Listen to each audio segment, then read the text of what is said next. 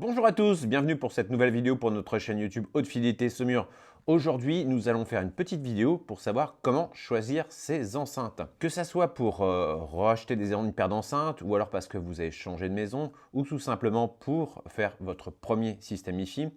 La première question à se poser bien souvent, c'est comment choisir ces enceintes. Alors, il y a souvent des questions qu'on me pose pour les gens qui sont un petit peu novices. C'est les enceintes colonnes, c'est mieux que les enceintes bibliothèque. Plus il y a de voix, mieux c'est. Plus il y a de haut-parleurs, mieux c'est. Alors ça, toutes ces idées-là, il faut un petit peu les balayer. C'est pour ça qu'on va faire cette vidéo pour vous expliquer un petit peu plus clairement pour faire la meilleure sélection pour vous en fonction de votre pièce. En fonction de votre pièce, c'est vraiment la question. Aujourd'hui, si on part de n'importe quel constructeur, généralement, vous avez des familles d'enceintes. Et dans ces familles, vous allez avoir plusieurs produits. Des enceintes de bibliothèque de petite taille, de taille moyenne, et après des colonnes plus ou moins importantes. Généralement, la taille de ces enceintes-là vont faire varier le niveau de grave. C'est-à-dire que dans une pièce de petite taille, on va dire 20 mètres carrés, il faudra privilégier plutôt une enceinte bibliothèque et dans une salle de plus grande taille, genre 60-70 mètres carrés, plutôt une très grande colonne. Ça ne veut pas dire que l'enceinte bibliothèque est moins bonne que l'enceinte colonne. Ça veut dire qu'elle va produire beaucoup plus de graves. Ça veut dire que si vous utilisez une enceinte colonne prévue pour une très grande pièce, que vous la mettez dans une petite pièce, vous aurez trop de graves. Inversement, si vous prenez une petite bibliothèque dans une très grande pièce, vous allez manquer de graves. Directement lié à la taille de l'enceinte, cela va vous permettre de choisir votre ampli. Nous allons expliquer un peu plus tard comment choisir son ampli.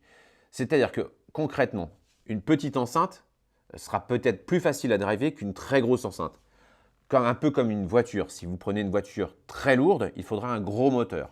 Ce gros moteur permettra de mieux faire fonctionner votre grosse enceinte. Et l'association ampli-enceinte va représenter 80% de votre signature sonore. Je vous ai aussi parlé du nombre de voix. 2 voix et demie, 3 voix. Qu'est-ce qui est le meilleur? Il n'y a pas forcément de meilleur. Le nombre de voix va vous expliquer comment va être fabriqué le filtre. C'est-à-dire qu'une 2 voix, vous allez avoir le tweeter qui va faire que les aigus et le HP qui va faire le médium grave. Une 3 voix, il va y avoir un tweeter, un médium et un grave. Donc le filtre va nous dire les très hautes fréquences vont aller sur le haut, les fréquences moyennes sur le milieu et les fréquences très basses sur le grave.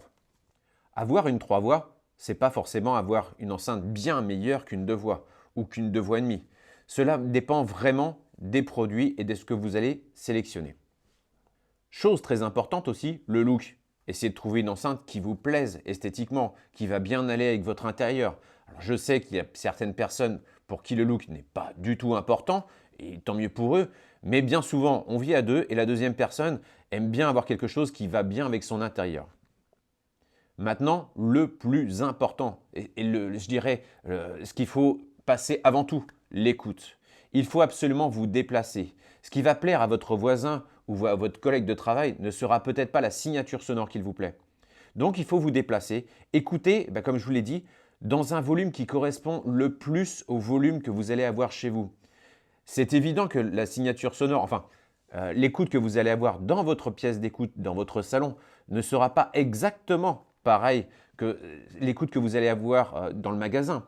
Mais si le magasin a une pièce qui correspond plus ou moins au volume que vous allez avoir chez vous, déjà, vous allez vous rapprocher le plus possible du résultat que vous allez avoir chez vous.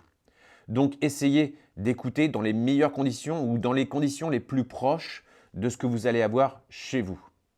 C'est pour cela que nous avons créé 3 espaces différents avec 3 volumes différents, 20 mètres carrés, 30 mètres carrés, 40 mètres carrés, qui peuvent être modulables avec différents volumes pour essayer d'être au plus proche justement du résultat final que les clients vont avoir chez eux. Chose aussi très importante, comme je vous l'ai expliqué, la signature sonore de votre système va être fabriquée à 80% de l'association ampli-enceinte. Si vous avez déjà l'ampli, il est vraiment très fortement conseillé de venir avec votre ampli écouter les enceintes, pour les choisir, parce que le résultat va dépendre énormément de l'ampli aussi.